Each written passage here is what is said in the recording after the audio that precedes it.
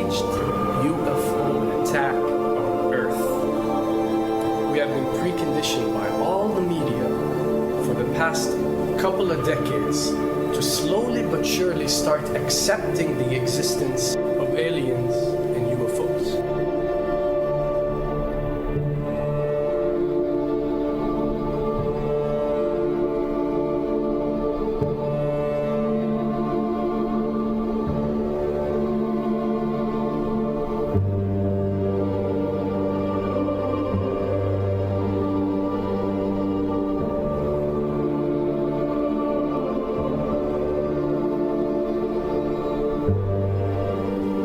I can tell you right now that 99% of every UFO sighting that has ever taken place has actually not been an unidentified flying object, because this has always been military technologies.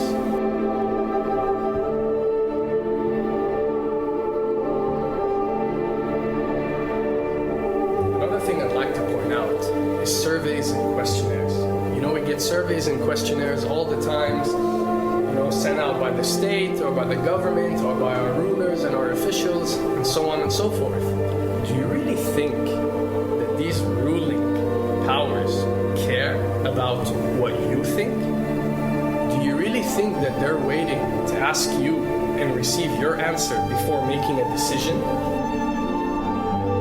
What happens with these questionnaires is that they are released. For example, what country do you think the US should attack next?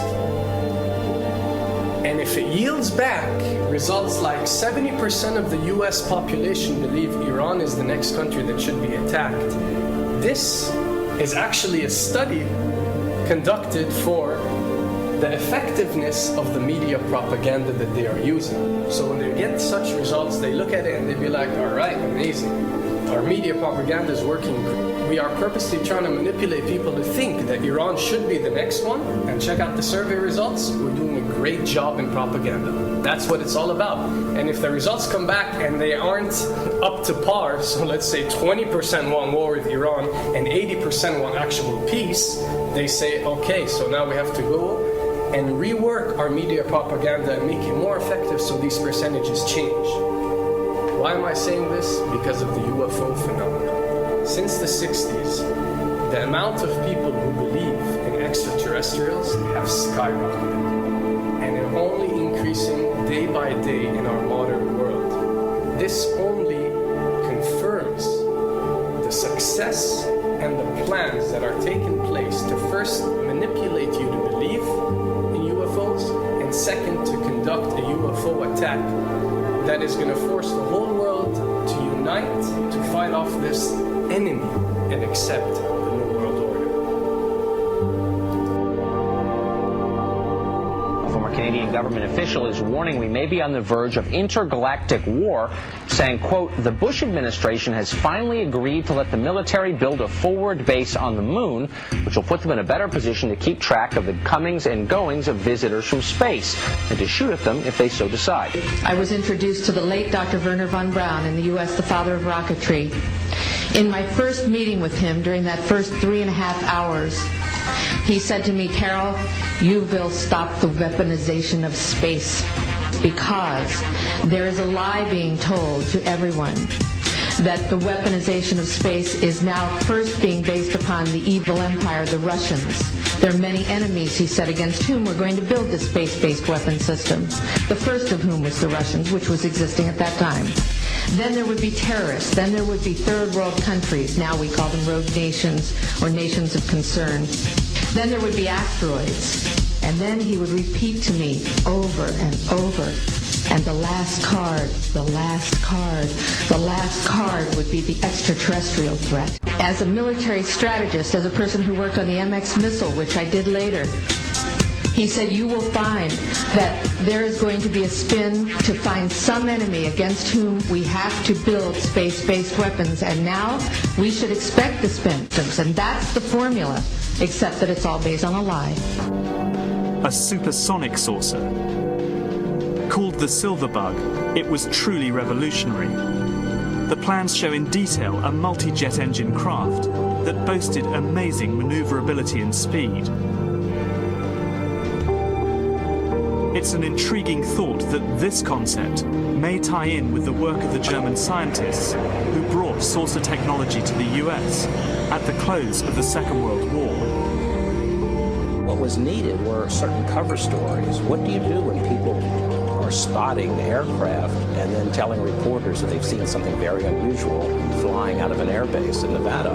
And frankly, this was the origin of a lot of the sightings that took place in the mid-50s, 1954, 55, 56, of unidentified flying objects, the UFOs. So the CIA was involved in encouraging people to believe that, yes, they saw UFOs, and the CIA and the military tried to be very helpful to reporters to get these stories out, to divert the attention of the country, and particularly the people in this region, about what they had actually seen.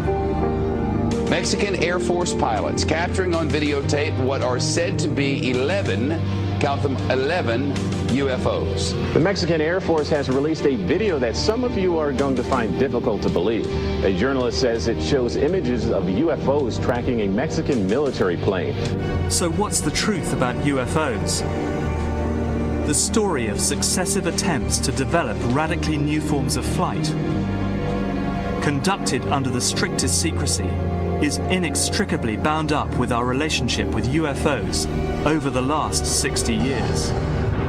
Whether it's Allied pilots buzzed by strange balls of fire in 1942, or the Roswell incident 5 years later, there is a strong case to be made that secret military technology offers a convincing explanation for many UFO stories.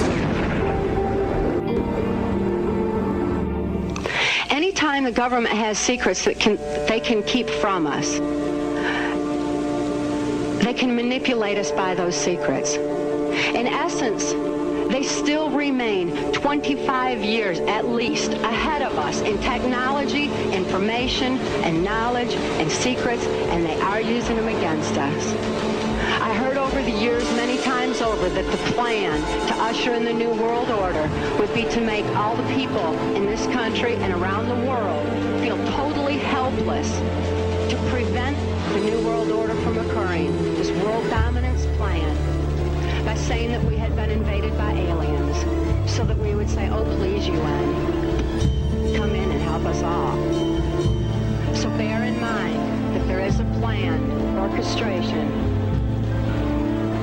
to get people to be submissive through the secret technology and information that they're keeping from you under the blanket of the so-called National Security Act.